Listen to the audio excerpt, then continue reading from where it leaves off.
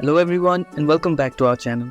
In today's video, I'm going to show you how to add noise in Snapseed. If you're new to Snapseed and you don't know how to add noise in your photos, I'm going to show you an easy way to do it.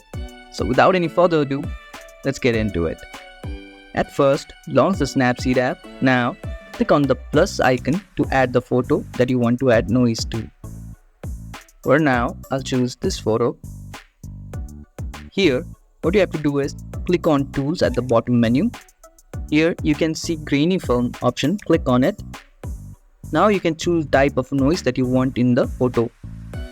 Now you can also control its strength from here. If you increase grain, the noise will increase, and similarly if you increase the strength of the style of the photo will also change. Now simply click here to save changes.